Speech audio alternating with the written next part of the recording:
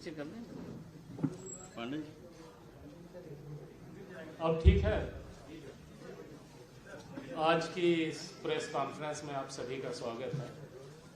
बहुत सारे पत्रकार मित्र विभिन्न अखबारों के विभिन्न चैनल्स के और मुझे लगातार फ़ोन करके तिथियां पूछते रहे हैं। फॉर्मल प्रेस कॉन्फ्रेंस में अनाउंस करने से पहले किसी को तिथि बताना हमारे लिए संभव नहीं होता है, क्योंकि जैसे ही तिथि की सूचना दी जाती है वैसे ही आचरण संहिता लागू हो जाती है। तो हम ये आभास नहीं दे सकते कि कब हम चुनाव करने जा रहे हैं। पिछले बहुत समय से हम लोग लगातार कोशिश कर रहे थे कि हम चुनाव अनाउंस करें, लेकिन बीच में कुछ न कुछ ऐसी परिस्थितियां बनती थी जिसमें हम नहीं कर पा रहे थे। एक बार तो एक्चुअली अच्छा हुआ हमने नहीं किया, क्योंकि हम डेट अनाउंस करने जा रहे थे तब तक हमें राज्य शासन की चिट्ठी मिली कि अभी आप डेट अनाउंस नहीं करें, कोविड के बढ़ने का खतरा इस समय बहुत ज़्यादा है। और एक्चुअली जिस दौरान हम चुनाव करने के बारे में सोच रहे थे उस समय इतनी भयानक सेकेंड वेव आई कि न केवल मध्य प्रदेश में बल्कि पूरे देश में बहुत बड़ी संख्या में लोग बीमार पड़े। मैं स्वयं बीमार पड़ा, मेरा पूरा परिवार बीमार पड़ा, मैं तो अस्पताल में भर्ती तक हो गया। तो अच्छा हुआ कि उस समय हमने राज्य सरकार की बात मान करके और चुनाव नहीं किया। अभी की स्थिति ऐसी है कि प्रदेश में 8 करोड़ 80 लाख टीकाकरण हो चुके हैं, फर्स्ट डोज सेकेंड डोज मिला करके, और बहुत बड़ी पॉपुलेशन कम से कम फर्स्ट डोज के लिए कवर की जा चुकी है। कोविड केसेस ज़्यादा नहीं है, लेकिन चुनाव के दौरान हम किसी तरीके की लापरवाही कोविड को लेकर के नहीं होने देंगे। सभी कलेक्टरों को हम लगातार निर्देश देते रहे हैं। अभी भी हमारा पूरा जोर इस बात पर होगा कि चुनाव के दौरान जो कोविड अप्रोप्रिएट बिहेवियर है उसका पालन सभी लोग करें, मतदाता भी, हमारे मतदान कर्मी भी और सभी अधिकारी जो लॉ एंड ऑर्डर ड्यूटी में लगे हैं, जो मतदान के कार्य में लगे हैं। पिछले चुनाव पंचायतों के 2014-15 में संपन्न हुए थे। भाई थोड़ा शांतिपूर्वक 2014-15 में हुए थे। उसमें 841 जिला पंचायत सदस्य, सारी जानकारी हम आपको देंगे। आपको नोट करने की बहुत ज़्यादा चीज़ों की आवश्यकता नहीं पड़ेगी, बट जानकारी तभी देंगे जब आप बाहर निकलेंगे, नहीं तो मेरी बात कोई सुनेगा नहीं। 841 जिला पंचायत सदस्य, 6774 जनपद पंचायत सदस्य, 22,604 सरपंच, 3,60,847 पंच पद के लिए निर्वाचन कराए गए थे। इन सभी का कार्यकाल मार्च 2020 में खत्म हो चुका है।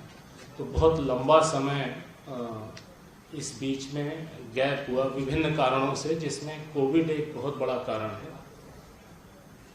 इस बीच में मध्य प्रदेश शासन एक अध्यादेश लेकर के आया है 21 नवंबर 2021 को, अभी कुछ दिन पहले, और इसके अनुसार उन्होंने एक धारा 9 क अंतर स्थापित की, जिसके अनुसार अब 2014 की स्थिति बहाल हो गई। तो हमें, चूंकि हम बहुत ज़्यादा जल्दी में थे उस समय चुनाव कराने की, हम शायद 22 तारीख को 22-23 के आसपास हम चुनाव की घोषणा कर देते, लेकिन इस अध्यादेश से हम थोड़ा सा सेटबैक हुए।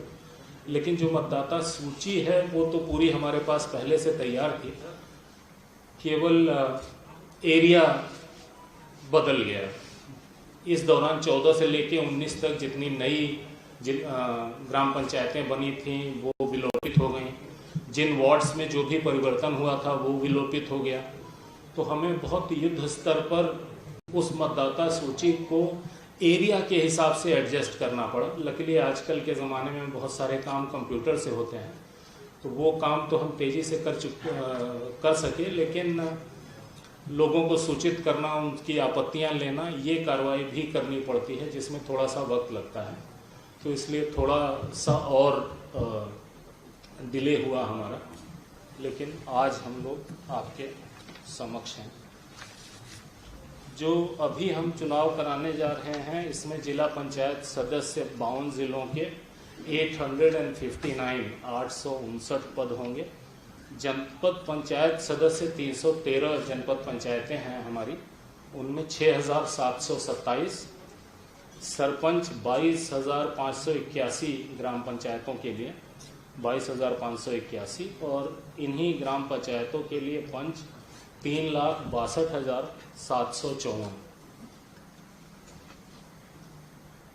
जो 114 ग्राम पंचायतें हमारी ऐसी हैं जिनका कार्यकाल मार्च 2022 के बाद पूरा होगा, तो इनका चुनाव हम मार्च 2022 इनका कार्यकाल पूरा होने के आसपास हम चुनाव कराएंगे। अभी इनको हम इलेक्शन में नहीं ले पा रहे हैं।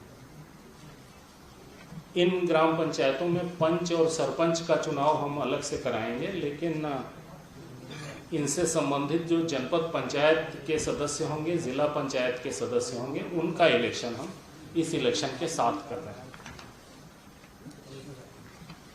जो कार्यक्रम है हमारे चुनाव का वो 3 चरणों में होगा, ये हम पहले से बता रहे थे। और 3 चरणों में इसलिए होगा क्योंकि हमारे पास जितनी ईवीएम हैं उन्हीं को हमें 3 बार यूज़ करना पड़ेगा, इसलिए 3 चरण में हमें करने की ज़रूरत है। और एक बार जब हम ईवीएम को यूज़ कर लेते हैं तो उसका डीएमएम जिसमें सारा रिकॉर्ड होता है वो निकाल के हम रख लेते हैं, और ईवीएम की क्लीनिंग होती है, फर्स्ट लेवल चेक हम उसको कहते हैं, और फिर उसे उपयोग लायक बना करके तब हम अगले राउंड का चुनाव करते हैं। इसमें 15-20 दिन का समय लगता है, तो उतना गैप हमें हर चरण में देना पड़ता है। तो प्रथम चरण में हम 85 जनपद पंचायत ले रहे हैं, इसमें 6,283 ग्राम पंचायतें होंगी और मतदान केंद्र 19,998 होंगे। दूसरे चरण में 110 जनपद पंचायतें होंगी, 8,015 ग्राम पंचायतें होंगी और 24,840 इसमें मतदान केंद्र होंगे। तीसरे चरण में 118 जनपद पंचायतें होंगी, 8,397 ग्राम पंचायतें ली जाएंगी और 26,560 मतदान केंद्र होंगे। इसमें कुल मिला के 313 जनपद पंचायतें, 22,695 ग्राम पंचायतें और 71,398 मतदान केंद्र होंगे। एक चरण में जिन जिलों को लिया जाएगा उनकी संख्या है 9, 2 चरण में जिन जिलों को लेंगे उनकी संख्या है 7, बाकी 36 जिलों को हम 3 चरण में लेंगे।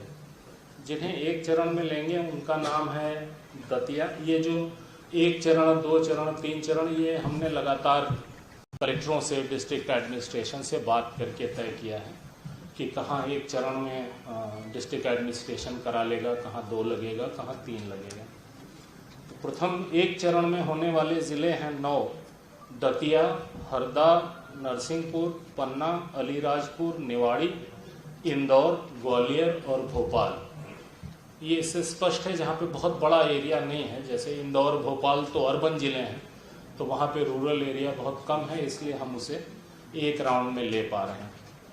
जो 2 चरणों में होंगे वो 7 ज़िले हैं, Burhanpur, Jabalpur, again very large urban area, the rural area is smaller, Singrauli, Umaria, Anuppur, Sheopur, Dewas.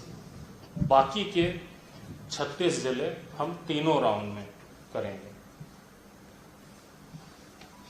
1/1/2021 की स्थिति की मतदाता सूची का अंतिम प्रकाशन हम 3 मार्च 2021 को कर चुके हैं और इस मतदाता सूची के अनुसार 3,92,00,000 मतदाता हैं। इनमें पुरुष मतदाता 2,02,00,000 और 1,90,00,000 महिला मतदाता, अन्य मतदाता 1,044। कुल 71,398 मतदान केंद्र हैं। इनमें 3,095 मतदान केंद्रों में मतदाताओं की संख्या 750 से ज़्यादा है। निर्वाचन के कार्यक्रम में 4,25,000 मतदान कर्मी नियुक्त होंगे। जो मतदान केंद्रों पर नियोजित किए जाएंगे कर्मचारी, उनका जिलेवार डेटाबेस तैयार कर लिया गया है प्रत्येक मतदान केंद्र पर एक पीठासीन अधिकारी और 4 मतदान अधिकारी नियुक्त होंगे। जहां 750 से ज़्यादा मतदाता हैं, इनकी संख्या बहुत ही कम है, वहां पे एक अतिरिक्त मतदान कर्मी नियुक्त किया जाएगा। पंचायत निर्वाचन हेतु जिस विकासखंड में निर्वाचन संपन्न होगा, जिले के भीतर उससे भिन्न विकासखंड के कर्मचारी रैंडमाइजेशन पद्धति से नियोजित किए जाएंगे, ताकि वहीं का कोई आदमी वहां पर ड्यूटी न करे। कोविड प्रोटोकॉल को दृष्टिगत रखते हुए मतदान कर्मियों के तीसरे रैंडमाइजेशन का समय मतदान प्रारंभ होने से 24 घंटे के पूर्व के स्थान पर 48 घंटे पूर्व किया गया है। पहले 24 घंटे पहले करते थे, अब 48 घंटे पहले करेंगे। पंचायतों के आम निर्वाचन के लिए पंच, सरपंच, जनपद पंचायत सदस्य एवं जिला पंचायत सदस्य का निर्वाचन प्रत्यक्ष मतदान प्रणाली से होगा। पंच एवं सरपंच का निर्वाचन मतपत्र पर मतांकन उपरांत मतपेटी के माध्यम से तथा जनपद पंचायत सदस्य एवं जिला पंचायत सदस्य का निर्वाचन ईवीएम के माध्यम से संपन्न होगा। निर्वाचन में विभिन्न पदों हेतु मतपत्रों का रंग अलग अलग होगा। जिला पंचायत सदस्य के लिए गुलाबी, जनपद पंचायत सदस्य के लिए पीला, सरपंच के लिए नीला और पंच के लिए सफ़ेद। चूँकि वही मतदाता इन चारों पदों के लिए वोटिंग करेगा, इसलिए ये कंफ्यूजन दूर करना है। डेट बता दीजिए सर। डेट ही बताने जा रहा पहले डेट से शुरू होगा। प्रसाद पहले बंट गया तो कथा कौन सुनेगा। जो ये चीजें भी उतनी ही इम्पोर्टेंट है जितनी इम्पोर्टेंट डेट है, और ये डिसेमिनेट होना पब्लिक को ज़रूरी है आपके माध्यम से। हम तो अपनी ओर से और ज़िला प्रशासन के माध्यम से कोशिश कर ही रहे हैं, लेकिन हमारी रीच कभी उतनी नहीं हो सकती जितनी रीच आपकी है। समस्त मतदान केंद्रों पर मतदान का समय 7 बजे से दोपहर 3 बजे तक होगा, और सिस्टम वही रहता है कि जो भी समय से पहुंच गया उसे पर्ची दी जाती है। तब तक मतदान चलता है जब तक सारे पर्ची वाले लोग वोट नहीं डाल रहे हैं। मतदान हेतु मतदाता को आयोग द्वारा विहित 23 पहचान पत्रों में से कोई एक पहचान पत्र साथ में लाना होगा। आइडेंटिफिकेशन जरूरी है। पंच एवं सरपंच पद की मतगणना मतदान समाप्ति के बाद मतदान केंद्र पर ही की जाएगी। जनपद पंचायत सदस्य एवं जिला पंचायत सदस्य के पदों हेतु ईवीएम से मतगणना विकासखंड मुख्यालय पर की जाएगी। पंच सरपंच पद की मतगणना का सारणीकरण एवं परिणाम की घोषणा विकासखंड मुख्यालय पर की जाएगी। जनपद पंचायत सदस्य के मतों का सारणीकरण एवं परिणाम की घोषणा विकासखंड मुख्यालय पर ही की जाएगी। जिला पंचायत सदस्य के लिए मतों का विकासखंड स्तरीय सारणीकरण उपरांत जिला मुख्यालय पर सारणीकरण करते हुए निर्वाचन परिणाम की घोषणा की जाएगी। पंचायत के इस चुनाव के लिए हमारे पास कुल 55,000 ईवीएम उपलब्ध हैं। विभिन्न चरणों में हम जो ईवीएम का इस्तेमाल कर रहे हैं, रिजर्व ईवीएम जोड़ करके प्रथम चरण में 26,910, द्वितीय चरण में 33,657 और तृतीय चरण में 35,797। इससे पता लगता है कितने ईवीएम हमें लगते हैं, और चूंकि केवल 55,000 हैं, इस कारण से हमें कई राउंड में जाना पड़ रहा है। हर विकास खंड में रिजर्व ईवीएम उतनी होगी जितनी ग्राम पंचायतें हैं उस विकास खंड में।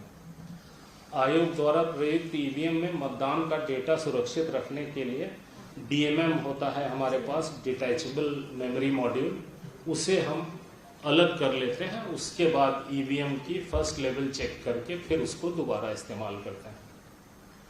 प्रत्येक चरण की मतगणना के बाद जो ईवीएम का डीएमएम है उसे अलग करके फिर हम सील बंद कर लेते हैं। एक चरण में उपयोग करके जो मुक्त हुई उसका फर्स्ट लेवल चेक, जैसा हमने बताया, वो करने के बाद ही उसे अगले इलेक्शन में यूज करते हैं।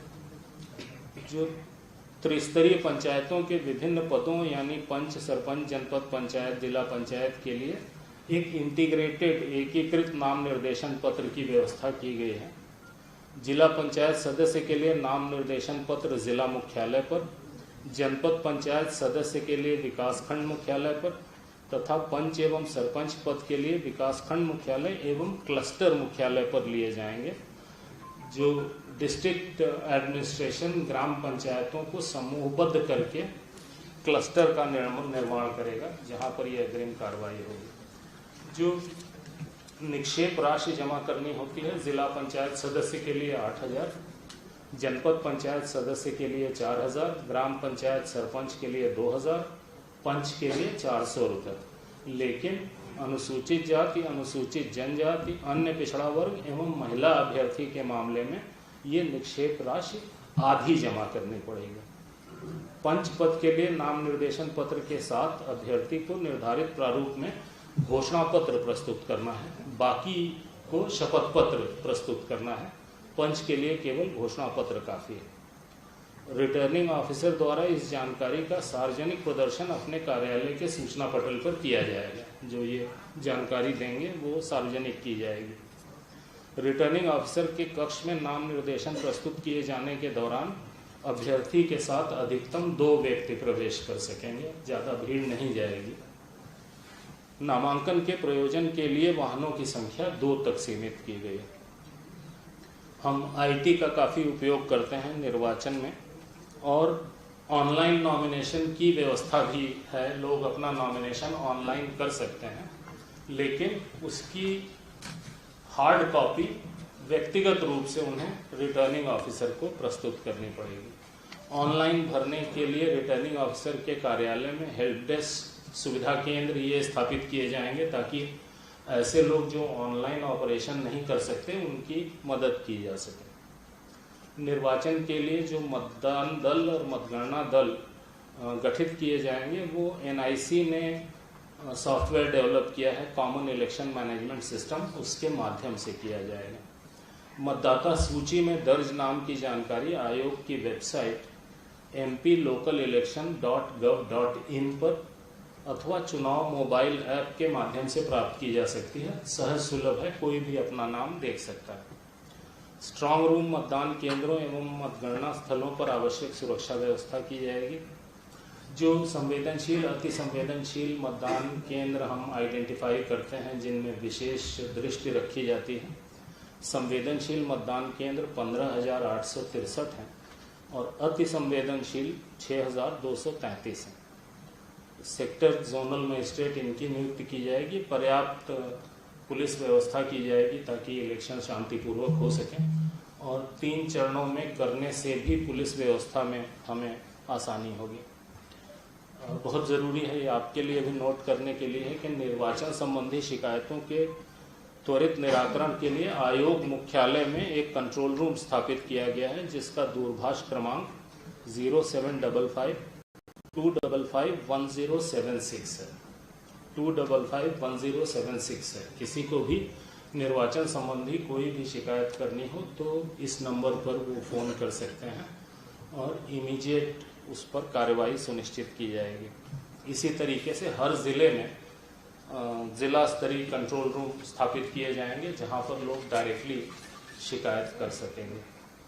हम लोग निर्वाचन के पर्यवेक्षण के लिए हर ज़िले में प्रेक्षक नियुक्त करते हैं। उन्हें जब मतदाता सूची बन रही होती है तो भी हर स्टेज में हम उन्हें ज़िले में भेजते रहते हैं और उनसे रिपोर्ट लेते हैं। बहुत सारी वोटर लिस्ट को लेकर शिकायतें हमें मिली थी। कुछ हमने ज़िला प्रशासन से जांच कराई, कुछ हमने अपने प्रेक्षकों से जांच कराई, और ऐसी शिकायतें जो हमें लगी कि बहुत सीरियस नेचर की हैं, उसमें ज़िला प्रशासन के साथ साथ हमने पैरेलल जांच अपने प्रेक्षक से भी कराई, ताकि सही स्थिति ज़्यादा हमारे सामने स्पष्ट हो सके।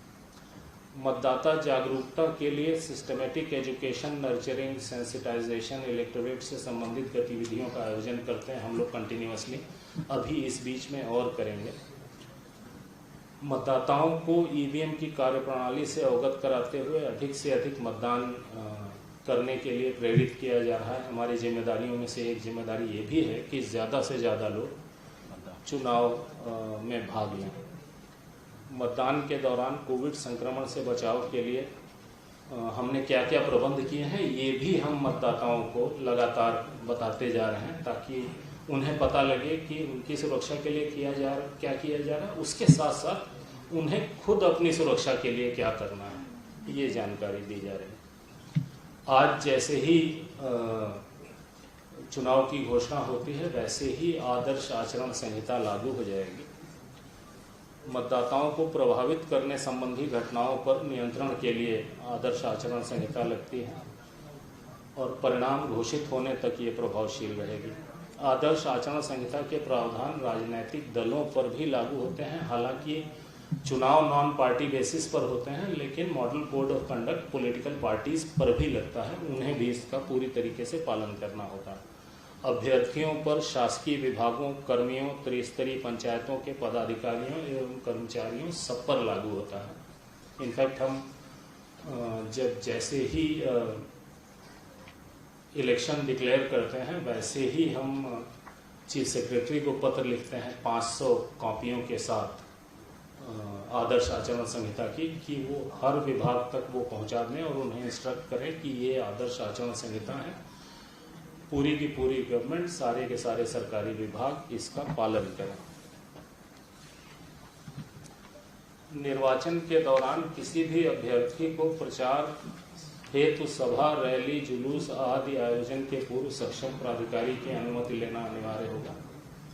मतदान समाप्ति के समय से 48 घंटे पूर्व की कालावधि के दौरान सार्वजनिक सभा, जुलूस, रैली आदि पर प्रतिबंध रहेगा। बुलाएंगे ना हम लोगों को। अंतिम पैराग्राफ तक पहुंचा हूं, धीरे छूट गया। ये सब नहीं मिलेगा आपको, मुद्दे की बात मिलेगी। नहीं, आपका सदैव स्वागत है। हम भागते इसलिए हैं क्योंकि आप केवल डेट पूछते हो जो हम बता नहीं सकते। आज हम बता सकते हैं तो हमने खुद सबको बुलाया। ठीक है। आयोग ने कोविड से बचाव के लिए ढेर सारे निर्देश जारी किए हैं। वो वही हैं जिनसे आप बार बार परिचित हैं, तो जो आप चाहते हैं वो बता दें आपको। निर्वाचन की सूचना का प्रकाशन और नाम निर्देशन पत्र प्राप्त करना, ये प्रथम चरण के लिए 13/12/2021 यानी 13 तारीख से निर्वाचन की सूचना का प्रकाशन किया जाएगा और नाम निर्देशन पत्र प्राप्त करना शुरू हो जाएगा। नाम निर्देशन पत्र प्राप्त करने की अंतिम तारीख 20 दिसंबर। नाम निर्देशन पत्रों की समीक्षा यानी जांच 21 दिसंबर। नाम वापस लेने की अंतिम तारीख 23/12 और इसी दिन सिंबल अलॉटमेंट होगा।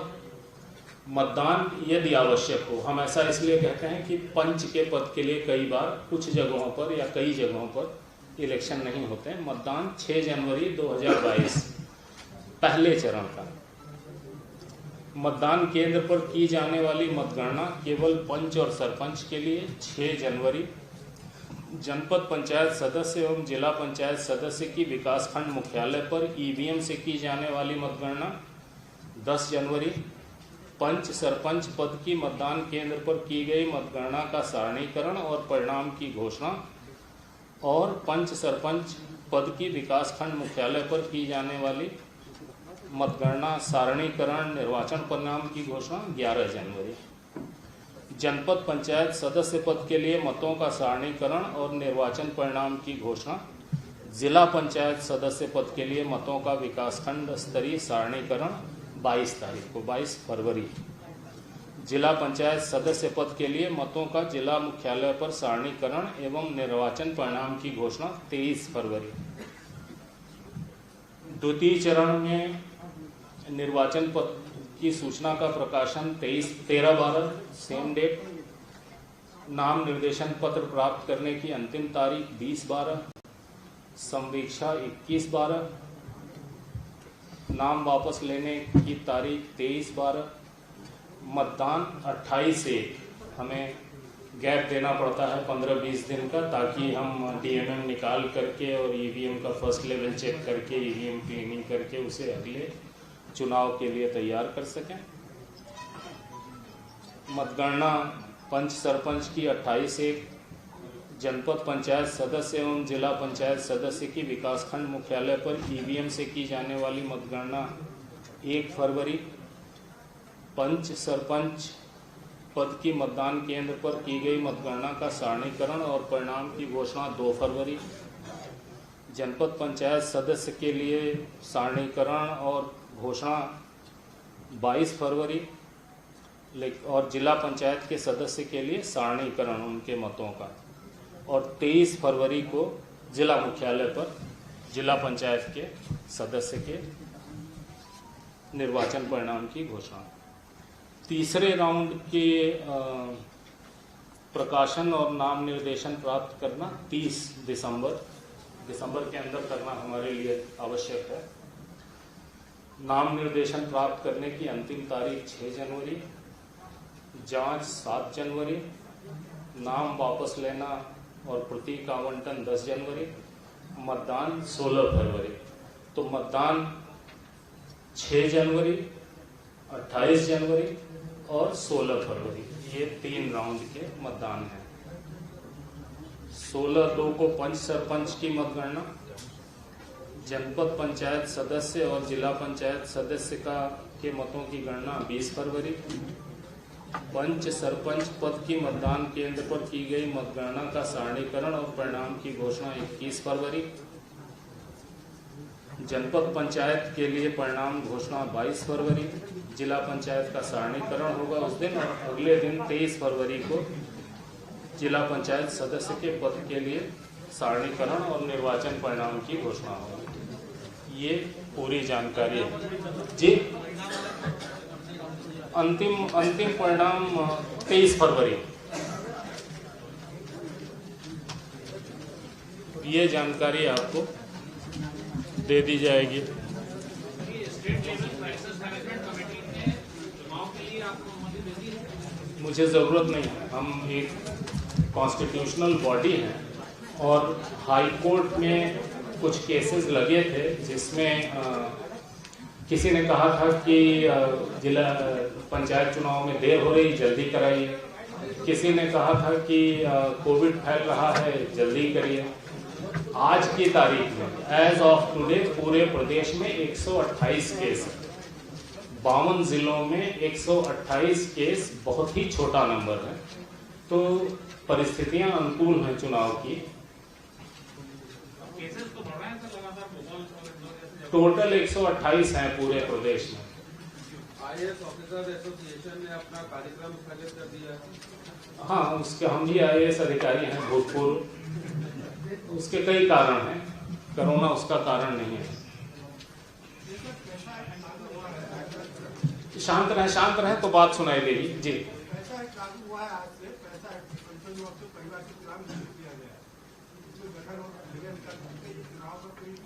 नहीं, चुनाव पे कोई असर नहीं। चुनाव तो कॉन्स्टिट्यूशनल मजबूरी है। किससे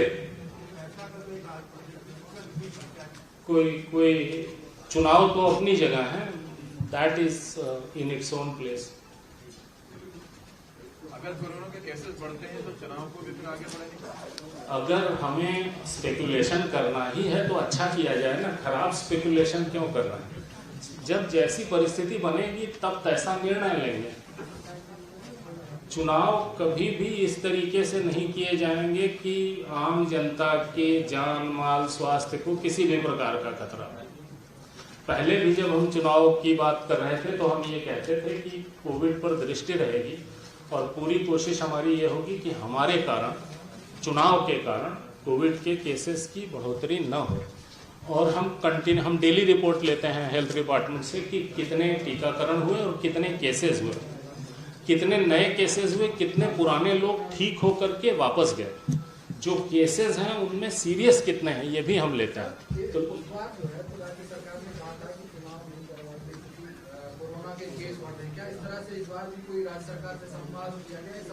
राज्य सरकार से स्थायी संवाद होता रहता है, हम डेली रिपोर्ट लेते रहते हैं। और हम चुनाव करने जा रहे हैं ये राज्य सरकार को इसलिए पता लग जाता है क्योंकि हम चुनाव से पहले कलेक्टरों से वीसी करते हैं। कलेक्टरों से वीसी करने के लिए जीएडी की अनुमति लगती है कलेक्टर को कि वो वीसी अटेंड कर सके। तो हमारे यहाँ से चिट्ठी जाती है जीएडी को कि कलेक्टरों को अनुमति दीजिए, हम इस तारीख को इतने बजे वीसी करना चाहते हैं। हाँ, जिला पंचायत अध्यक्ष पद के लिए ही क्यों नहीं इसलिए आरक्षण किया जा रहा है? आपकी ग्राम के लिए सरपंच या जनपद अध्यक्ष? नहीं समझा मैं आपकी बात, एक मिनट पहले उनकी बात समझ लूं तो फिर अगला बताऊंगा जी। 14 तारीख को आरक्षण होता है जिला पंचायत अध्यक्ष पद के लिए। हाँ, जनपद अध्यक्ष और सरपंच के लिए क्यों नहीं? ये सब पहले से हो चुका है, ये सब पहले से हो चुका है। ये सरकार से संबंधित है, हमसे संबंधित नहीं है। लेकिन हम अपने सामान्य ज्ञान से आपको उत्तर दे रहे हैं कि बाकी सारे रिजर्वेशन हो चुके थे, जिला पंचायत अध्यक्ष का रिजर्वेशन नहीं हुआ था। इसलिए हम बहुत लंबे समय से लगातार सरकार को चिट्ठी लिख रहे थे कि आप ये रिजर्वेशन करिए, हमें चुनाव कराना है, हमें बिना पोजीशन क्लियर हुए चुनाव कैसे होगा। तब राज्य सरकार ने ये एक्शन वैसे भी उन्हें लेना था, बिकॉज जिला पंचायत अध्यक्ष का रिजर्वेशन नहीं करें ऐसा कैसे हो सकता है, बहुत लंबे समय से रुका हुआ था। तो राज्य सरकार इंडिपेंडेंटली कार्रवाई कर रही है, हमारा उसमें कोई हाथ नहीं है। राज्य सरकार का सार्वभौम अधिकार है डिलिमिटेशन, रिजर्वेशन, इसमें इलेक्शन कमीशन का कोई रोल नहीं है। सर 2019 के आरक्षण कैंसिल किए हैं, तो उसमें तो सर ये कैसे पॉसिबल है कि किसी सीट को उसी में दोबारा दे दें? जो रिजर्वेशन पहले से है उस पर ही दोबारा चुनाव हो गई है, कोर्ट में जाने वाला मामला। हाँ, लोग जाएंगे कोर्ट में, लोग जाएंगे कोर्ट में, कोर्ट जैसा करेगा वैसा करेंगे। लेकिन हमारे पास हमारी संवैधानिक जिम्मेदारी है चुनाव कराना। जब तक किसी प्रकार की कोई रोक हमारे सामने नहीं है तब तक हमें चुनाव कराना ही कराना है। तो ऑलरेडी हम लोग बहुत ज़्यादा लेट हो चुके हैं, जो बहुत अच्छी, बहुत एक्सेप्टेबल स्थिति नहीं है। किन्हीं भी परिस्थितियों में चुनाव होते हैं। जब कोविड की सेकेंड वेव चल रही थी, बहुत सारे स्टेट्स में पंचायत चुनाव हुए, अर्बन बॉडी चुनाव हुए। हमने नहीं किया क्योंकि हमने रिस्क नहीं लिया, लेकिन लोगों ने किया और कोई बहुत बुरे परिणाम नहीं हुए उसके। उत्तर प्रदेश एक केस है जो बहुत ज़्यादा हाईलाइट हो गया। इसके मॉडल कोड में और असेंबली के जो इलेक्शन होते हैं उसके मॉडल कोड में कुछ फर्क है? एक ही जैसा होता है। हम आपको मॉडल कोड की भी कॉपी देंगे, बहुत बारीकी से देख सकेंगे। थैंक यू भाई, कृपया चाय पी करके जाइएगा। आप लोग फोन करते थे, हम आपके प्रश्नों का जवाब नहीं दे पाते थे, तो कम से कम चाय तो पिला दें। थैंक यू सर, सभी मीडिया बंधुओं का भी हार्दिक आभार। बहुत शॉर्ट नोटिस पे आप सभी लोग उपस्थित हुए। कृपया थोड़ा चाय के लिए नजर प्रश्न का उत्तर नहीं 5 मिनट